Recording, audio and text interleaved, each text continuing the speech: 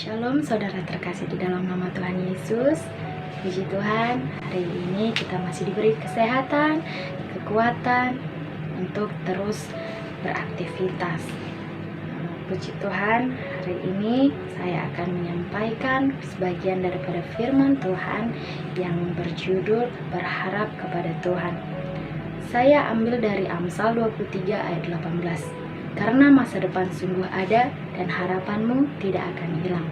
Tentu saja perikop ini adalah perikop yang cukup familiar bagi kita semua.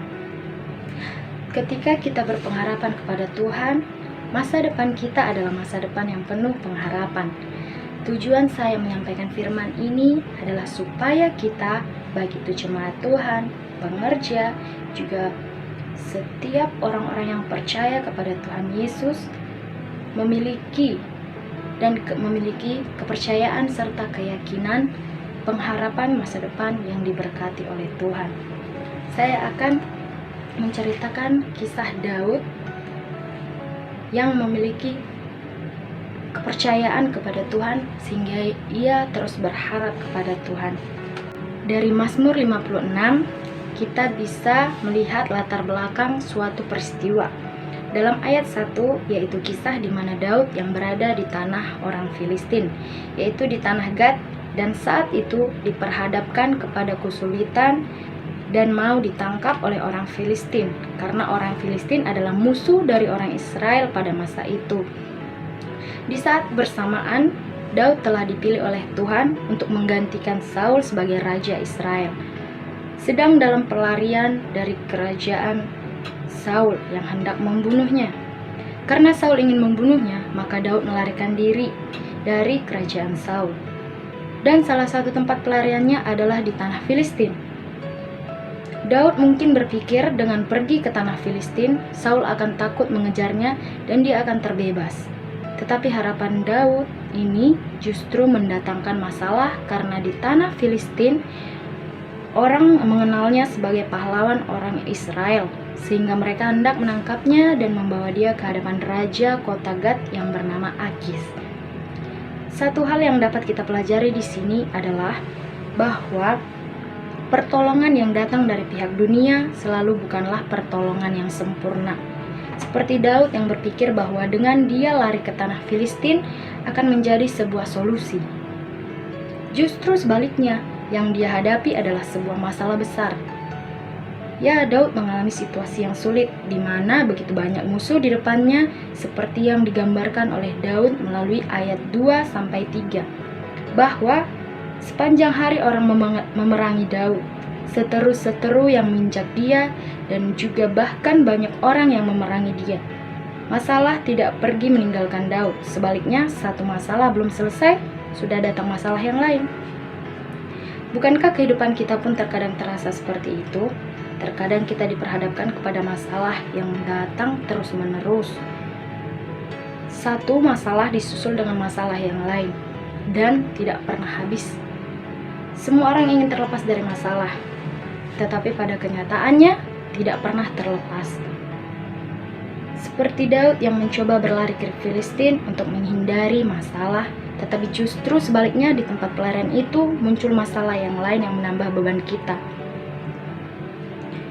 Kita bisa meniru Daud. Meskipun dia terus berlari menghadapi ketakutannya dari pengejaran Raja Saul, tetapi ia terus berharap kepada Tuhan. Walaupun dia terus berlari dengan pemikiran sendiri bahwa dengan melarikan diri dia bisa mengatasi setiap masalah. Tapi ternyata tidak. Tetapi Daud terus berpegang kepada Tuhan, berharap kepada Tuhan bahwa Tuhan akan menyelamatkan dia. Apa saja langkah-langkah yang kita dapat lakukan untuk tetap terus berharap kepada Tuhan? Ada 3 poin yang saya buat dalam hal ini. Pertama, kita harus tahan uji. Tertulis dalam Roma 5 ayat 4-5. Dan ketekunan menimbulkan tahan uji, dan tahan uji menimbulkan pengharapan. Dan pengharapan tidak mengecewakan karena kasih Allah telah dicurahkan di dalam hati kita oleh Roh Kudus yang telah dikaruniakan kepada kita. Ketika Tuhan menguji kita lewat masalah, itu tandanya berkat Tuhan sedang menunggu kita. Proses demi proses harus kita alami, karena di balik proses itu ada banyak hal yang dapat kita pelajari, sehingga ketika masalah yang lebih besar datang, kita mampu untuk melihat dan bahwa berkata, saya sudah melewati ini, artinya kita sudah tahan uji. Yang kedua, percaya kepada rancangan Allah. Yang saya ambil dari Yeremia 29 ayat 11. Sebab aku ini mengetahui rancangan-rancangan apa yang ada padaku mengenai kamu, demikianlah firman Tuhan, yaitu rancangan damai sejahtera dan bukan rancangan kecelakaan, untuk memberikan kepadamu hari depan yang penuh pengharapan. Tuhan tidak pernah merancangkan hal buruk terjadi kepada kita. Tuhan menghancurkan rencanamu sebelum rencanamu menghancurkan kamu. Satu statement ini begitu berarti bagi saya dan sangat tertegur diri saya sendiri, sehingga saya menyadari bahwa rencana saya benar-benar tidak baik ketika hanya akan menguntungkan diri sendiri. Tuhan akan menghancurkan rencanamu sebelum rencanamu menghancurkanmu.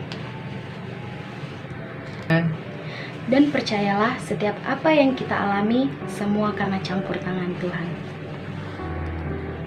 Dan yang ketiga adalah Tuhan akan senantiasa menyertai kita, yang saya ambil dari Yesaya 41 ayat 10. Janganlah takut sebab aku menyertai engkau, janganlah bimbang sebab aku ini Allahmu. Aku akan meneguhkan, bahkan akan menolong engkau. Aku akan memegang engkau dengan tangan kananku yang membawa kemenangan. Apapun rancangan kita, rencana kita ke depannya, mari kita ikut sertakan Tuhan di dalamnya. Tuhan akan menyertai dan percaya mujizat terjadi bagi kita. Amin. Kesimpulan dari sharing firman saya ini adalah berharap kepada Tuhan bukan sekedar menunggu mukjizat, melainkan ketika diuji, diproses oleh keadaan, kita harus siap dan percaya akan rancangan Allah, dan bahwa Tuhan Yesus menyertai kita ketika kita percaya dan meletakkan harapan kita di tangan Tuhan. Masa depan kita adalah masa depan yang penuh pengharapan dan diberkati Tuhan. Terima kasih, sekian sharing firman saya, semoga memberkati kita semua. Shalom, Tuhan Yesus memberkati.